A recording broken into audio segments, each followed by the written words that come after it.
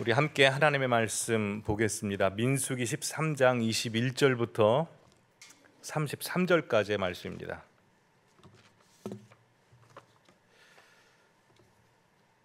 구약성경 217쪽입니다. 민수기 13장 21절부터 끝절 33절까지 우리 한 목소리로 봉독하도록 하시겠습니다.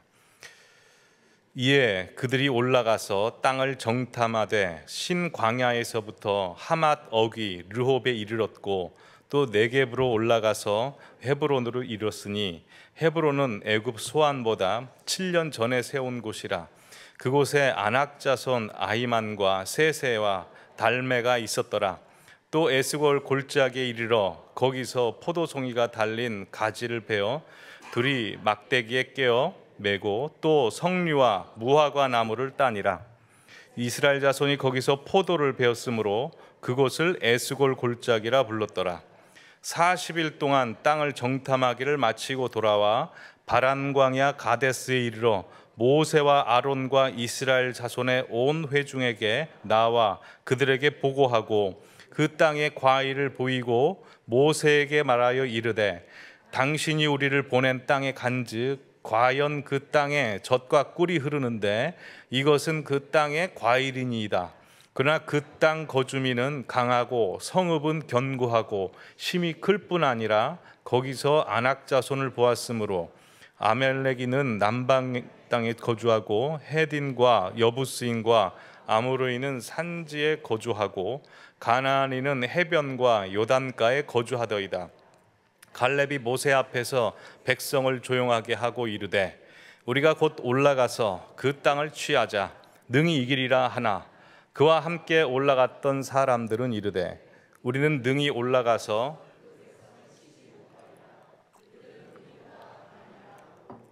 이스라엘 자손 앞에서 그 정탐한 땅을 악평하여 이르되 우리가 두루 다니며 정탐한 땅은 그 거주민을 삼키는 땅이요 거기서 본 모든 백성은 신장이 장대한 자들이며 거기서 네피림 후손인 아낙 자손의 거인을 보았나니 우리는 스스로 보기에도 메뚜기 같으니 그들 보기에도 그와 같았을 거니이다. 아멘. 오늘은 인생의 분기점을 가르는 요새 두 번째 시간 믿음에 대해서 함께 하나님의 말씀을 나누도록 하겠습니다. 화면 한번 보여주시겠습니까? 지금으로부터 5년 전 2020년도에 유행했던 비의 깡입니다.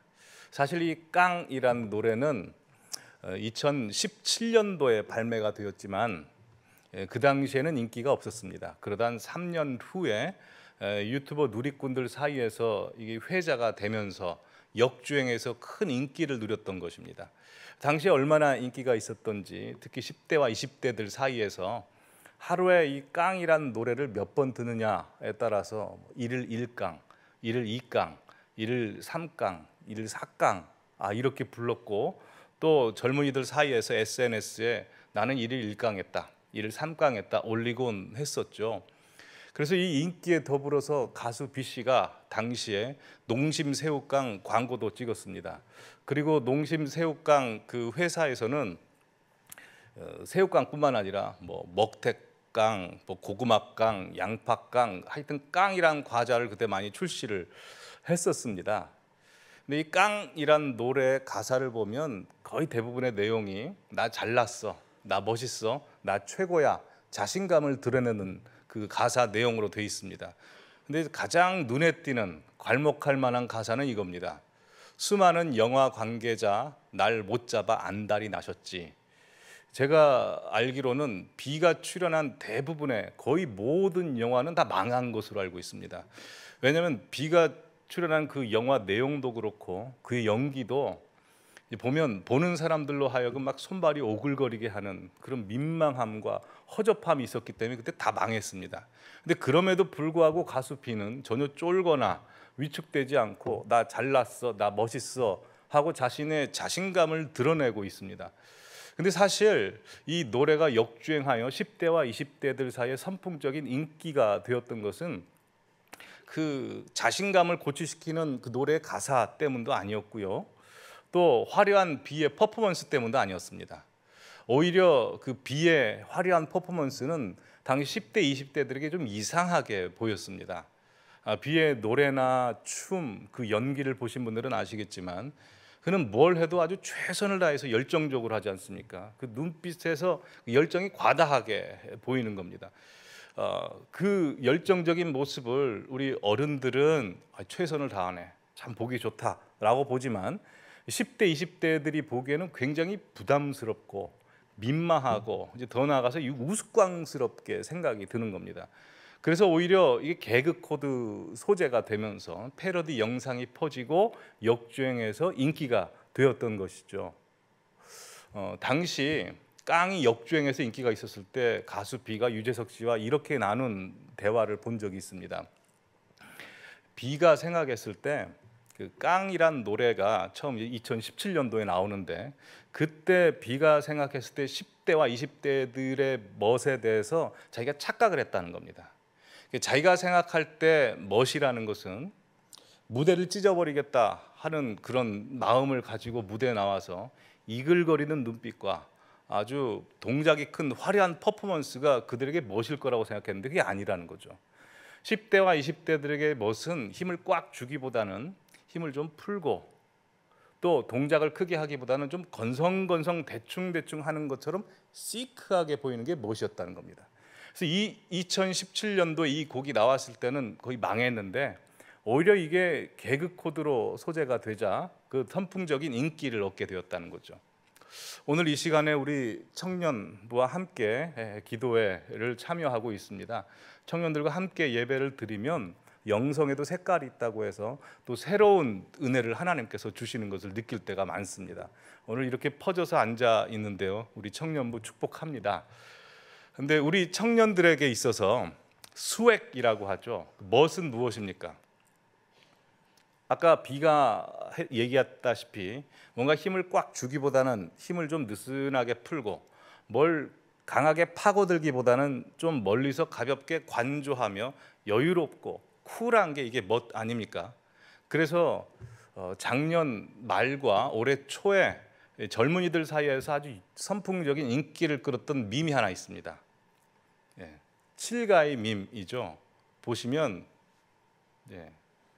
이렇게 전혀 쫄지 않은 개 한 마리가 나와가지고 정면을 보는 것도 아니고 또 반대편을 보는 것도 아니고 약간 45도 각도로 나른한 그 배경음악이 깔리면서 나는 이래도 되고 저래도 돼, 나는 이 사람에게 영향받지도 않고 저 사람에게도 영향받지 않아, 나는 나야 라고 하는 게 이게 칠가이 밈입니다. 그래서 요즘 사람들에게 약간 이렇게 서야 되나요? 요즘 사람들에게 그 멋의 트렌드는 아마 여유와 쿨한 매력인 것 같습니다. 왜 요즘 사람들에게 이 쿨하고 여유로운 게 매력이 되었을까? 곰곰이 생각해 보면 지난날 우리나라 사회가 굉장히 치열했기 때문일 것입니다. 지난날 우리나라 사회는 치열한 경쟁 관계 속에서 굉장히 긴장이 돼 있고 여유롭지 못했습니다. 그래서 오히려 여유를 갖고 긴장을 푸는 것이 멋의 트렌드가 된 것인 것 같습니다. 그래서 보면 긍정적인 효과도 있습니다. 과거의 경우에는 목적이 거의 다 똑같았습니다. 서울대, 뭐 좋은 회사 해가지고 거기에 들어가면 성공한 사람이고 거기에 못 들어가면 이제 루저가 되는 것이었는데 요즘은 좀 다르죠. 각자 목적이 다릅니다.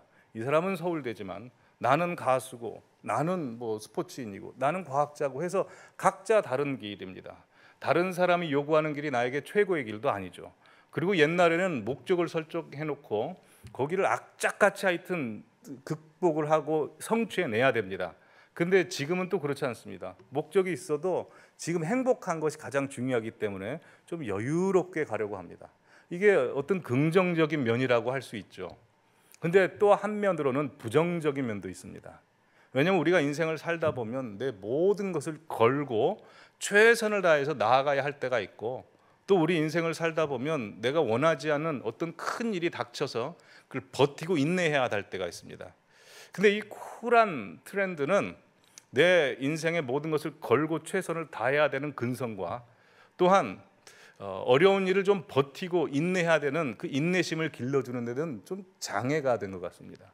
요즘 사회를 분위기를 보면 어떤 문제가 다가오면 내가 정면 승부해서 그 한번 싸워서 극복하기보다는 좀 나에게 피해가 될 것 같으면 그냥 지레 주저앉아 버리거나 아니면 피해 버리는 경향들이 있죠.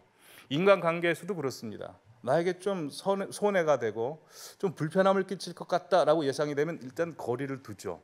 그리고 관계를 지속적으로 맺어야 되는 사람이라 할지라도 뭔가 문제가 있으면 쉽게 헤어지기도 합니다. 직장에서도 그렇죠. 나랑 좀 스타일이 안 맞고 마음이 안 맞으면 쉽게 사표를 던지는 일이 있습니다. 물론 어떻게 생각해 보면 스트레스 안 받고 건강하게 살 수 있는 비결일 수도 있습니다. 그런데 한 사람이 깊어질 수 있는 사람이 그렇게 쉽게 가면 굉장히 가벼워지고요. 또 풍성해지고 강해질 수 있는 사람이 너무 쿨한 매력에 그렇게 가면 그 사람은 강해지는 것이 아니라 연약해지고 나약해질 수밖에 없죠. 이 비의 깡이란 노래로 보면 깡이 없어집니다. 여러분, 우리가 살다 보면 에스더 여왕처럼 내가 죽으면 죽으리라 하고 내 모든 것을 걸고 나아가야 할 때가 있습니다. 대학 입시에 떨어져서 다시 한번 도전을 해야 된다든가, 취업에 다시 한번 도전한다든가, 아니면 인생에 원하지 않은 큰 문제가 우리 가정이나 사업체에 닥쳐서 그걸 좀 버티고 일어나야 된다든가, 아니면 하나님께서 우리에게 원하시는 것이 있어서 명령을 주셨을 때 용기를 갖고 그 길을 담대하게 순종하며 나아가야 된다거나, 아니면 주변에 믿지 않는 사람들만 있어서 내 신앙을 굳게 지켜야 된다든가, 즉 우리 인생의 가장 중요한 분기점이나 영혼의 분기점 앞에 있을 때는 내 모든 것을 걸고 한번 나아가야 됩니다. 근데 그 인생의 분기점, 영혼의 분기점 앞에서 이 칠가이처럼 난 이래도 되고 저래도 돼, 우리 영혼의 분기점 앞에서 난 천국 가도 되고 지옥 가도 돼, 난 나야, 그러고 있다면 그게 무엇입니까? 그러지 않죠. 그건 미련한 것입니다. 하나님께서는 우리 인생을 더 복되게 하시고 우리를 더 업그레이드 시키시기 위해서 우리 인생의 한 페이지를 닫고 다음 페이지로 나아가도록 도전을 주십니다. 바로 오늘 본문의 이스라엘 백성들의 가데스 바네아 시험, 가데스 바네아 분기점 같은 그 도전을 주십니다. 그때 우리에게 필요한 것이 무엇일까요? 가수 비가 노래했듯이 속된 말로 깡이 필요합니다. 깡. 자, 그렇다면 우리 청년분들 그리고 우리 성도님들께 깡이 있습니까? 깡이 뭘까요? 깡은 표준어가 아니더라고요. 살펴보니까 이 깡이란 말은 강단이 있다라는 말에서 나왔습니다. 강단이 있다라는 말이 깡다구가 있다라는 말로 변형이 되고, 이 깡다구에서 다구가 빠져가지고 이제 깡이 있다라고 되어 있습니다. 이 깡이 있다는 것은 소신을 굽히지 않는 마음, 꺾이지 않은 마음을 이야기합니다. 성경적으로 이야기하자면 담대함입니다. 그러게 우리의 인생의 분기점 앞에서 우리가 가장 가지고 있어야 되는 것은 담대함입니다. 그럼 이 담대함은 어디서 오는 것일까요? 지난 시간 살펴보셨다시피 이스라엘 백성들은 가데스 바네아라는 분기점 앞에서 하나님께 12정탐꾼을 좀 보내자고 요청합니다. 하나님께서는 그 요청을 들어주셔서 그들을 보내기로 하시면서 4가지 명령을 하시죠. 지난 시간 보셨던 말씀 보여주시면 첫 번째 명령은 그 땅이 어떠한지 see, 정탐하라 였고요.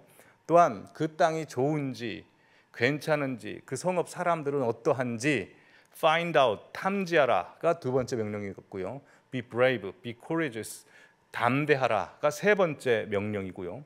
네 번째 명령은 그 땅의 실과 소산물을 한번 bring back, 가지고 와라 라는 게 명령이었습니다. 자, 이 명령에 대해서 이스라엘 12정탐꾼이 어떻게 반응했는지 오늘 보면 21절부터 24절에 나와 있습니다. 보시면 12정탐꾼이 그 땅을 가서 see, 정탐합니다. 신광야에서부터 저 이스라엘 최북단인 하맛 어기까지 다 샅샅이 살펴봅니다. 그리고 두 번째로 그 땅이 어떤 땅인지, 기원이 무엇인지, 그 땅에 아이만 셋의 달매와 같은 사람이 사는지 find out, 탐지합니다. 그리고 그 땅에 있는 포도송이 또 무화과 나무 열매, 석류나무 열매를 bring back, 가지고 옵니다. 자, 그럼 딱 한 가지 명령이 남았죠. 뭐죠? 담대하라. 이 담대하라 명령은 어떻게 지켰을까요? 자, 다들 아시다시피 이 담대하라라는 명령에 대해서는 2명의 정탐꾼, 즉 갈렙과 여호수아는 담대하라는 명령을 지킵니다. 그런데 나머지 10명은 담대하라는 명령을 지키지 못했습니다. 다들 아시다시피 이 12명의 정탐꾼이 각각 지역을 나눠가지고 분산해서 정탐하지 않았습니다. 그들은 12명 똑같이 똑같은 시간에 똑같은 경로로 똑같은 장소에서 똑같은 것을 보고 왔습니다. 근데 어떻게 똑같은 것을 보고 온 사람이 2명은 담대함을 유지할 수 있었고 나머지 10명은 왜 두려워했을까요?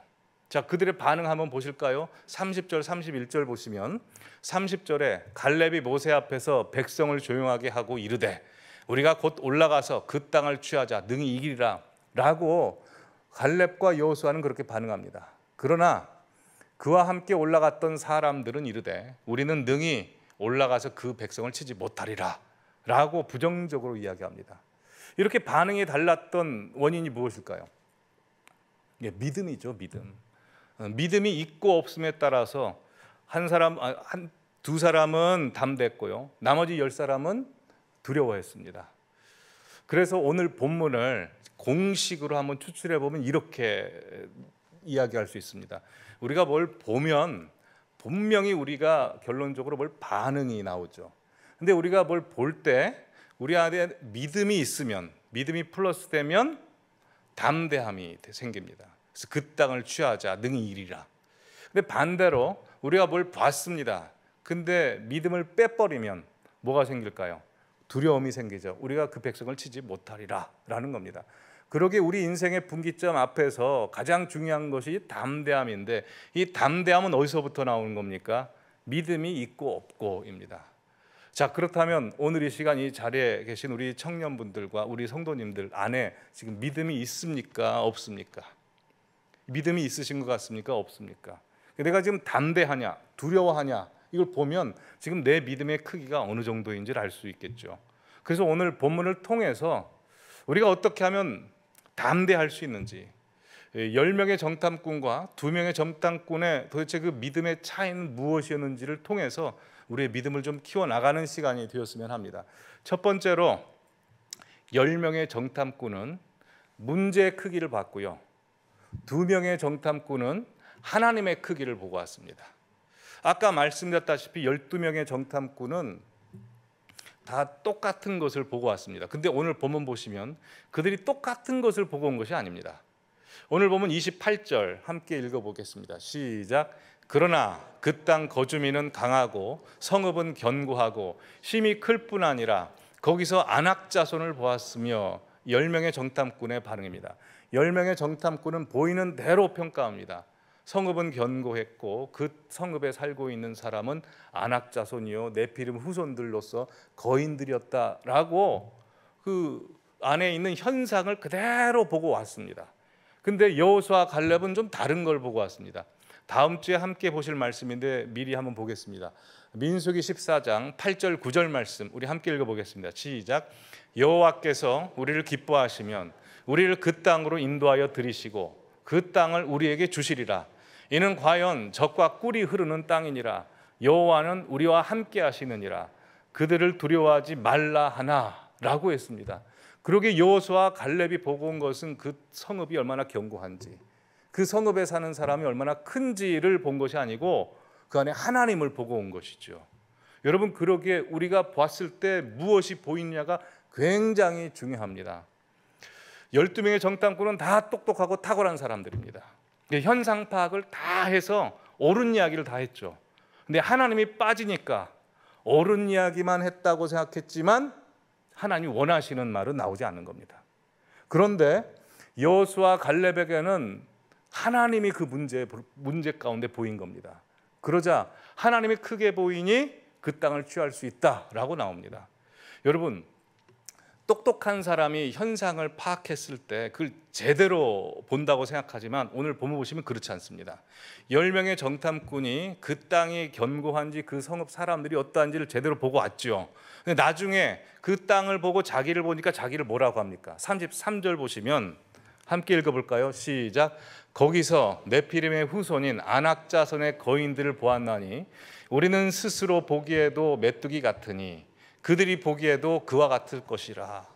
자, 자기에 대해서 뭐라고 합니까? 메뚜기라고 합니까? 메뚜기라고 자기에 대해서 평가한 것이 맞는 평가인가요? 아닌가요? 맞는 평가 아니죠. 그들이 지금까지 수많은 전쟁을 하나님의 도움으로 이겨왔습니다. 근데 자기들에 대해서 메뚜려고 평가합니다. 왜요? 문제만 보니까요. 현상만 보고 이 세상만 보면 아무리 똑똑한 사람들도 계속 쪼그라듭니다. 계속 쪼그라듭니다. 그러나 그 문제 안에 여호수아 갈렙은 하나님이 서 계시는 것을 보는 겁니다. 그러자 하나님만 보이니 문제가 이제 완전 달라지는 거죠. 왜요? 문제 가운데 하나님을 보는 사람은 이 문제를 하나님이 나에게 왜 주셨을까? 이 문제를 통해서 나에게 바라시는 것이 무엇이고 지금 무슨 일을 하실 것인가? 기대가 된다. 하나님이 하실 일이 막 기대가 되는 겁니다. 내가 전혀 생각하지 못하고 상상하지 못한 걸 하나님이 나에게 주시려는구나 라고 해서 해석이 완전히 달라지기 때문에 그렇습니다. 그러기에 여러분, 보는 것보다 더 중요한 게 있습니다. 보는 것보다 더 중요한 게 있는데 우리 믿음의 크기입니다. 10명의 정탐꾼이 이 가나안 땅을 봤을 때 위축이 된 것은요, 그들이 봤던 것 때문에 사실 문제가 되는 것이 아니라 그들 안에 있는 하나님의 크기가 너무나 작아버린 겁니다. 그러나 여호수아 갈렙에 있는 그 하나님의 크기는 너무나 큰 겁니다. J.B. 브룩스라는 필립스라는 목사님이 쓴 책 중에 Your God is too small, 당신의 하나님은 너무나 작다라는 말이 있습니다. 여러분, 하나님은 작으신 분입니까? 작으신 분이 아닙니다. 근데 하나님께서는 참 희한하게도 우리에게 역사하실 때 뭘 보시냐면 우리의 능력과 탁월함, 가문 이런 걸 보시는 게 아니고 나한테 믿음이 있는가, 믿음이 없는가를 보시고 내 믿음 따라서 역사하시는 하나님이십니다. 그래서 내 안에 지금 하나님이 크냐 안 크냐를 보시고 하나님이 역사하시는 거죠. 사무엘상 17장 보시면 골리앗과 다윗의 싸움이 있습니다. 근데 희한한 게 원래 골리앗과 싸워야 되는 사람이 누굽니까? 사울 왕이죠. 왕이었으니까요. 사울 왕도 예수님 믿는 사람이었습니다. 하나님 믿는 사람으로서 그도 기름 부음을 받았고 또 성령 충만했고 하나님의 역사를 다 경험했습니다. 근데 사울이 골리앗의 키만 보고 골리앗의 무기만 보니까 자꾸 줄어드는 거죠. 자꾸 초라해지다 보니까 그의 하나님이 너무나 줄어듭니다. 그러니 숨을 수밖에 없죠. 하나님께서 역사하시고 싶으셔도 네 안에 있는 나는 너무나 작다, 내가 들어갈 공간이 너무나 작다 해서 하나님께 역사하지 못합니다. 그러나 반대로 다윗은 그렇지 않습니다. 다윗 안에 있는 하나님은 너무나 큽니다. 시편 8편 1절에서 4절 보시면 여호와 우리 주여, 주의 이름이 온 땅에 어찌 그리 아름다운지요, 주의 이름이 온 땅에 퍼져 있음을 봅니다. 또한 뿐만 아니라 3절에 보시면 주의 손가락으로 만들어주신 주의 하늘과 주께서 베풀어 주신 달과 별을 보니 온 세상 만물을 창조하신 하나님은 온 세상 만물보다 크시다는 것을 봅니다. 그래서 그 하나님이 함께 하시면 2절 말씀, 젖 먹는 자들 어린아이들로 말미암아 권능을 세우시니, 그가 하나님의 크기가 어마어마하다는 것을 보고 골리앗을 보니 골리앗이 아무것도 아닌 거죠. 골리앗 앞에 나가설 수 있었던 것입니다. 그러게 여러분, 우리 인생에 내게 다가오는 문제가 얼마나 크냐가 중요한 게 아니죠. 핵심적인 것은 지금 내 안에 하나님이 얼마나 크시냐, 내 하나님의 믿는 믿음의 크기가 얼마나 크냐가 굉장히 중요하다는 것입니다. 여러분, 삼투압 현상 아시죠? 배추에 소금을 뿌려 놓으면 다음 날 배추에 있는 물이 다 빠집니다. 왜 그렇죠? 소금의 농도가 배추 안에 있는 물의 농도보다 더 크기 때문에 그렇습니다. 매실 액기스도 그렇게 만들죠. 매실에 설탕을 다 뿌려 놓으면 다음 날 액이 다 빠져나옵니다. 왜냐하면 설탕의 농도가 매실 안에 있는 액기스의 농도보다 더 크기 때문에 그렇습니다. 우리 믿음도 똑같습니다. 우리 믿음의 농도가 세상의 가치의 농도보다 진하면 우리가 세상을 이깁니다. 그러나 우리 믿음의 농도가 점점 줄어들게 되면 우리는 세상에 잡아먹히게 되는 겁니다. 믿는 사람도 다 그렇습니다. 오늘 본문의 12 정탐꾼들 다 하나님 믿는 사람들이었고 하나님의 은혜를 다 경험한 사람들입니다. 그러기에 하나님은 우리의 믿음을 보시기에 믿음을 키워나가시기 바랍니다. 여러분, 우리의 모든 문제들 하나님의 능력이 관건일까요? 하나님의 마음이 관건일까요? 하나님이 능력이 좀 있으셔야 될까요? 아니면 하나님이 마음을 갖고 계시고 뜻을 갖고 계셔야 될까요? 하나님은 능력에 있어서는 문제가 없습니다. 하나님 마음만 들면 됩니다. 그래서 여호수아 갈렙이 이렇게 이야기하지 않습니까? 14장 8절 9절 다시 보여주시면 여호와께서 기뻐하시면 우리가 이길 것이다. 여호와께서 우리와 함께 하시니 우린 두려워할 필요 없다. 내 문제가 아니고 문제 안에 하나님만 있으면 되는 것이니 항상 우리 성도님들 안에서 하나님을 점점점 키워나가시기 바라고 은혜를 담는 그릇을 점점 키워나가시기를 바랍니다. 두 번째로 이 10명의 정탐꾼과 이 2명의 정탐꾼의 차이는 10명의 정탐꾼은 끊어서 생각했고 2명의 정탐꾼은 연결해서 생각했다는 겁니다. 12명의 정탐꾼은 지금까지 출애굽하여 하나님의 놀라운 기적들을 다 경험했습니다. 애굽에서 10가지 재앙도 받고요, 홍해를 가르시고 마른 땅처럼 걷게 하시는 하나님의 기적과 하늘에서 만나 메추라기가 떨어지는 것을 봤고 반석에서 물이 터져 나오는 기적, 또한 전쟁 한 번도 치르지 않은 그 노예였던 이스라엘 백성들이 아말렉 군사들과 싸워서 모세가 기도손이 올라가자 승리하는 것을 다 경험했습니다. 그러면 12명의 정탐꾼이 가나안 땅을 볼 때 그 기억을 연결시켜야 되겠죠. 근데 10명의 정탐꾼은 과거의 기억을 연결시키지 않고 끊어서 생각한 겁니다. 과거에 하나님이 역사하신 건 역사하신 것이고 그 하나님이 과연 가나안에서 역사하실까? 우리도 마찬가지입니다. 과거에 다들 하나님께서 살려주시고 역사해 주시고 반전을 일으켜 세우시고 고쳐주시고 경험하셨을 것입니다. 근데 하나님이 살려주신 그 경험에 대해서 그래, 과거에는 그렇게 하셨지만 이 문제는 어떻게 할지 몰라. 하나님이 살려주실지 회복시켜 주실지 나도 모르겠어 라고 끊어서 생각하면 하나님이 역사하시지 못한다는 겁니다. 그런데 오늘 본문에 나오는 여호수아 갈렙은 연결시켰습니다. 과거에 아말렉 군사들을 이기게 하신 하나님께서 가나안 땅에 가면 하나님이 이기게 하신다. 그래서 뭐라고 표현합니까? 그들은 우리의 밥이다, 먹이다 라고 그렇게 말씀하는 겁니다.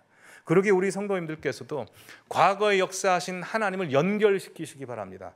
불가능을 가능케 하시고 우리가 잘못한 일을 했을 때도 놓치지 않고 우리 사고를 뒷수습해 주시고 우리를 낮은 자리에서 높은 자리로 올라가게 하시고 사슴처럼 가볍게 뛰게 하시는 그 하나님의 역사가 과거뿐만 아니라 지금도 미래에도 그렇게 역사하실 수 있다는 것을 믿으시기 바랍니다. 그래서 성경에 보시면 하나님에 대한 시제를 이야기합니다. 에베네셀 하나님, 여기까지 인도하신 하나님에 대해서 이야기합니다. 근데 여기까지 인도하신 하나님만 있습니까? 그러지 않죠. 예수님 오셔서 이렇게 말씀하시죠. 임마누엘이다. 너희와 항상 지금 함께 하신 하나님, 임마누엘의 하나님 이야기합니다. 근데 현재만 함께 하신 하나님에 대해서 이야기하지 않습니다. 아브라함이 고백합니다. 여호와 이레, 미래에도 함께 하셔서 이미 준비를 다 끝내신 하나님, 지금까지 인도하셨고 지금도 인도하고 계시고 앞으로도 인도하실 하나님을 쭉 연결시켜 생각하시는 우리 성도님들 되시기를 바랍니다. 성경을 보실 때도 그렇습니다. 과거에 역사하신 하나님의 역사 이야기라고 보면 이 책은 우리에게 전혀 도움이 되지 않습니다. 그러나 아브라함에게 베푸신 하나님의 역사가 이 책에 기록되었는데 이 책을 하나님께서 나에게 주시는 책이라면 아브라함에게 주신 복과 아브라함을 인도하신 하나님은 지금 나를 인도하신 하나님이고 다윗을 포기하지 않고 붙드시고 인도하신 하나님은 지금도 나에게 역사하시는 하나님이고 야곱을 붙드시고 야곱에게 더 좋은 것을 허락해 주신 하나님이 나에게도 더 좋은 것을 허락해 주신 하나님이라는 것을 믿으시며 나아가시기 바랍니다. 하나님의 말씀은 살았고 운동력이 있고 푸른 마르고 꽃은 시들지만 하나님의 말씀은 영원하다고 했습니다. 이 말씀은 살아있기에 항상 나에게 주어지는 말씀으로 연결시키시기 바랍니다. 발달 심리학 용어 중에 대상 영속성이라는 용어가 있더라고요. 이 대상 영속성이라는 용어는 앞에 있는 물체가 내 눈에서 잠시 사라졌을 때도 여전히 지속적으로 존재하고 있다는 것을 믿는 능력이라고 합니다. 그런데 이 대상 용속성은 유아 2세 이전에는 생기지 않는 능력이라고 합니다. 그래서 2세 이하 아이들에게 공을 줬다가 뒤로 숨기면 아이들은 공이 사라진 줄 압니다. 그러다 짠 하고 주면 공이 다시 생긴 줄 알고 기뻐하죠. 그래서 애들이 깍꿍놀이 참 좋아합니다. 엄마가 두 손으로 얼굴을 가리면 진짜 엄마가 사라진 줄 안다고 생각하죠. 그러다가 까꿍 하면 엄마가 생긴 줄 알고 막 좋아합니다. 이게 대상 영속성입니다. 근데 아무리 아이가 2세 때까지는 그렇게 대상 영속성 때문에 이 까꿍 놀이를 좋아하지만 3세, 4세, 5세, 7세 가는데 막 까꿍 하는데 와 좋아하고 그런 애들 있습니까? 그러지 않죠. 이렇게 가리면 손 내립니다. 엄마 있다는 걸 압니다. 공 딱 숨기면 뒤에 가서 공 찾아내죠. 왜냐하면 대상 영속성의 능력이 생겼기 때문에 그렇습니다. 자, 우리에게 적용해 보죠. 우리 성도님들께 하나님 영속성 있습니까? 하나님 영속성이 없는 분들은 특징이 이렇습니다. 하나님이 은혜 베푸시고 하나님 역사하시면 하나님 너무나 좋습니다 하다가 하나님이 응답해 주지 않고 하나님이 은혜가 느껴지지 않으면 하나님 없나 보다. 하나님 이 세상에 존재하지 않나 보다. 하나님 나 안 살아하는 것 같다. 이게 하나님 영속성이 없는 분들입니다. 하나님 영속성이 있는 분들은 아무리 나에게 은혜를 베푸시지 않고 아무리 내가 힘들고 기도 응답이 되지 않더라도 하나님 나 사랑하셔. 하나님 분명히 나와 함께 계셔. 나는 느끼지 않아도 하나님은 지금 보이지 않는 가운데 크게 역사하고 계셔 라는 것을 믿고 있는 사람이라는 겁니다. 그러게 우리 모든 성도님들 안에 하나님의 영속성이 있으시길 바랍니다. 눈에 보이지 않아도 내 생각대로 이루어지지 않아도 하나님께서 놀랍게 역사하시고 가장 좋은 것을 주시는 하나님입니다. 빨간 머리 N에 보면 아주 그 감동적인 이런 대사가 있더라고요. 한번 보여주시면 엘리자가 말했어요. 세상은 생각대로 되지 않는다고 하지만 생각대로 되지 않는다는 건 정말 멋져요. 왜냐하면 생각지도 못했던 일이 일어나는 걸요. 왜요? 하나님이 계시기 때문입니다. 우리 생각보다 더 크신 하나님께서 우리 눈에 보이지 않는 이 가운데도 우리를 붙드시고 계시고 인도하고 계시기 때문에 하나님께서 놀라운 것으로 역사해 주시고 나는 지금 생각하지 못했지만 10년, 20년 후 아니 가까운 10일 후, 한 달 후에는 더 놀랍고 측량 못한 일로 우리에게 보여주시는 하나님이십니다. 그러게 그 하나님을 믿으며 나아가시기 바랍니다. 10명의 정탐꾼, 2명의 정탐꾼 다 우리처럼 하나님 믿는 사람들이었습니다. 그러나 그들이 가진 믿음 때문에 완전히 다르게 역사하십니다. 그러기에 우리 성도님들의 믿음이 하나님께서 받으시는 믿음이 되시기를 바랍니다. 우리 인생의 분기점에 있어서 가장 중요한 건 믿음입니다. 때로는 하나님께서 우리에게 믿음의 요구를 하시는데 오늘 본문의 이스라엘 백성들처럼 아브라함처럼 여호수아처럼 정말 감당하기 어려운 용기와 상식을 뛰어넘는 믿음을 요구하실 때가 있습니다. 그때 우리 성도님들께서는 어떻게 하십니까? 지난 화요일에 우리 목사님들과 사무실 3층에 있는 우리 간사님들과 같이 양고기를 먹으러 갔다 왔습니다.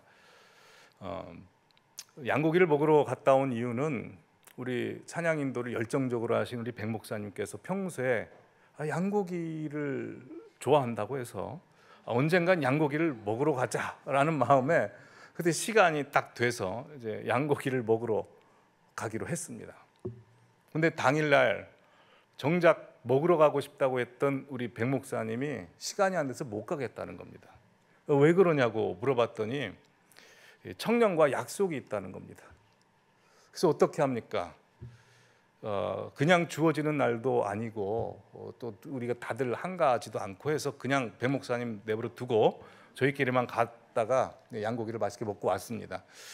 그리고 지난 수요일에 예배 마치고 이제 점심을 먹고 우리 목사님들과 함께 양재천을 걸으면서 우리 백 목사님께 여쭤봤습니다.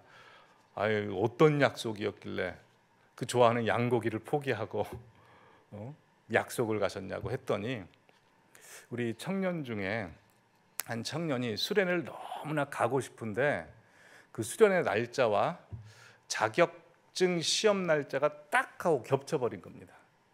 근데 얘기를 들어보니까요, 그 자격증 시험이 그냥 시험도 아니고 굉장히 어려운 시험이고 그 시험을 통과 못하면 대학교 졸업을 못하는 겁니다.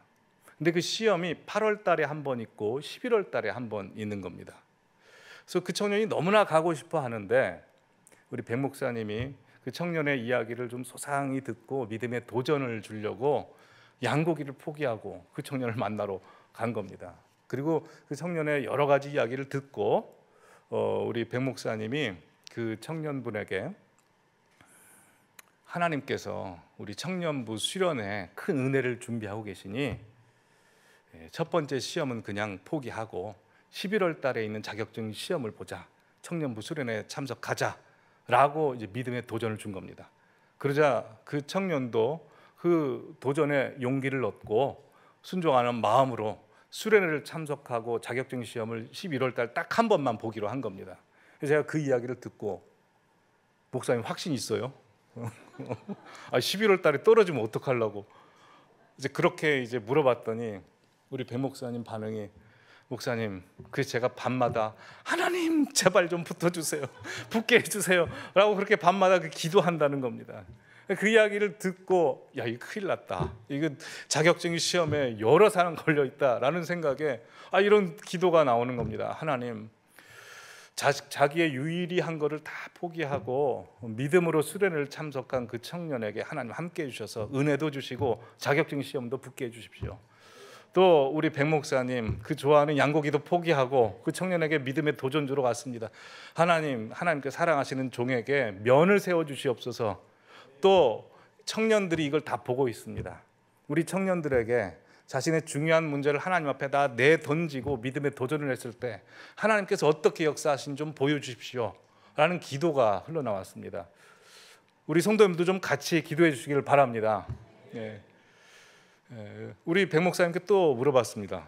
백 목사님은 왜 그런 믿음의 도전을 했어요? 라고 했더니 백 목사님께서 하시는 말씀이, 저는 그렇게 살아왔습니다, 그런 겁니다. 중고등학교 때부터 하나님의 은혜 받는 것과 자신의 진로 문제가 있으면 항상 그냥 하나님의 은혜를 선택했다는 겁니다. 하나님의 일이라고 생각하는 것과 하나님의 일, 내 일도 하나님의 일이지만 내 일과 딱 겹쳤을 때 무조건 그냥 하나님만 선택했다는 겁니다. 그래서 하나님께서 은혜를 주셨기 때문에 우리 청년에게도 그런 믿음의 도전을 했다는 겁니다.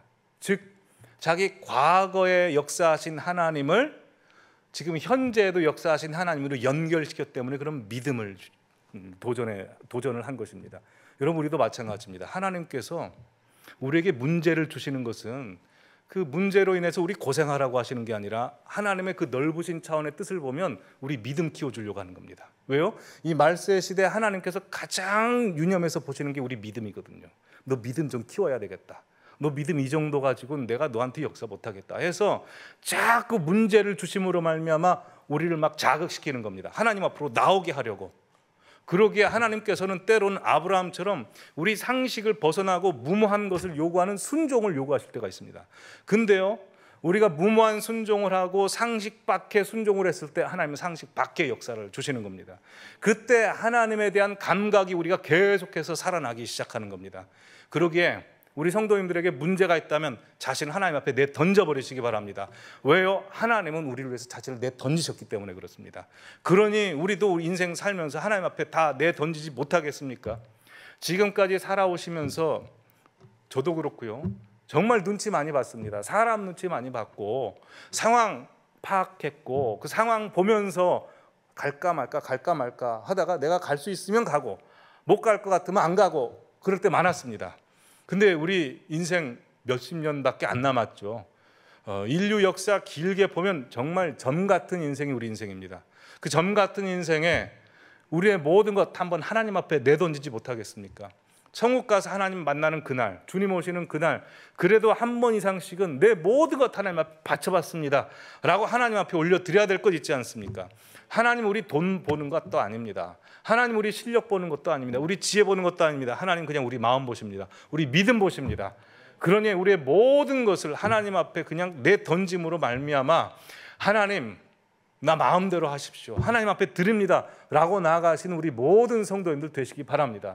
내가 원하는 믿음이 아니라 하나님께서 보실 때 좋아하시는 믿음, 하나님께서 보실 때 그래 그 믿음이야 라고 할 수 있는 우리 모든 성도님들의 믿음이 되시기를 간절히 기원합니다. 이 시간 우리 박수치면서 힘차게 찬양하겠습니다. 우리 밴드팀 빨리 나오십시오. 주의 약속하신 말씀 위에서 그리고 할 수 있다 하신 주 우리 함께 박수치면서 힘차게 찬양하실 때 주의 성령께서 우리 안에 임하신 줄 믿고 우리 주님만 바라보면서 이곳에 아무도 없고 하나님만 있다, 나와 단둘이 있다라는 생각을 가지고 하나님 앞에 모든 것 내어놓는 시간 되시기를 바랍니다. 자, 시작합시다.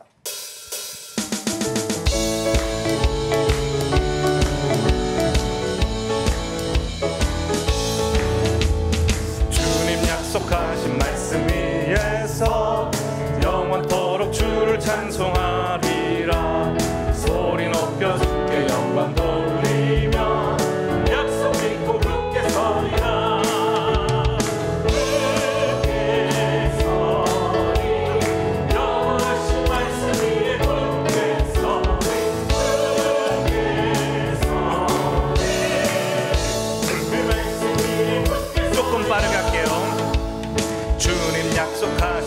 말씀 위에서 세상 경련에게 호흡할 때에 용감하게 힘써 싸워 이기며 약속 믿고 굳게 서리라. 굳게 서리 영원하신 말씀 위에 굳게 서리. 굳게 서리 굳게 서리라. 주님 약속하신 말씀 위에서 영원하신 주의 사랑이 믿고 성령으로 힘써 싸워 이기며 약속 믿고 굳게 서리라. 굳게 서리 영원하신 말씀 위에 굳게 서리. 굳게 서리 그 말씀 위에 굳게 서리라. 약속하신 말씀 위에서 성령 인도하는 대로 행하며 주님 품에 항상 간식 얻으며 약속 믿고 굳게 서리라. 굳게 서리 영원하신 말씀 위에 굳게 서리. 굳게 서리 그 말씀 위에 할 수 있다 하신 이는 할 수 있다 하신 이는 나의 능력 주 하나님. 의심 말라 하시고 물결 위를 걷라 하시네. 할 수 있다 하신 주, 할 수 있다 하신 주. 믿음만이 능력이라 하시네. 믿음만이 능력이라 하시네.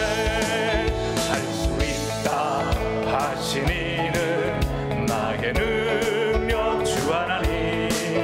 나를 바라보시고 능력 준다 하시네.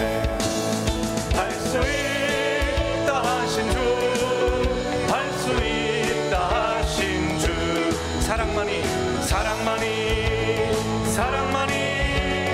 능력이라 하시네. 사랑만이 능력이라 하시네.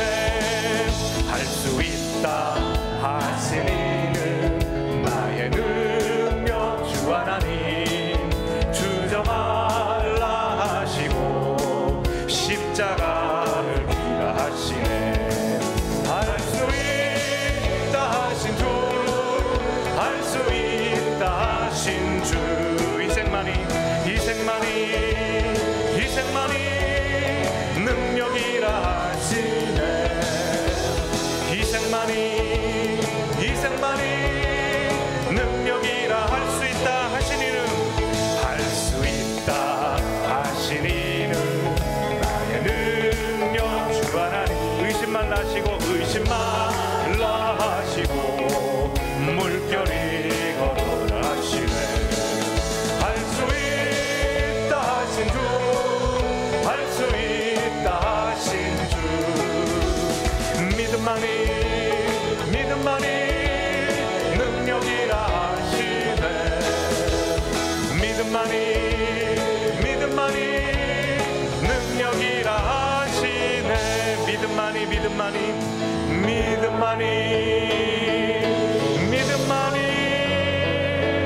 능력이라 하시네.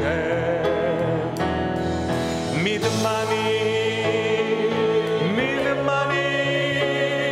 능력이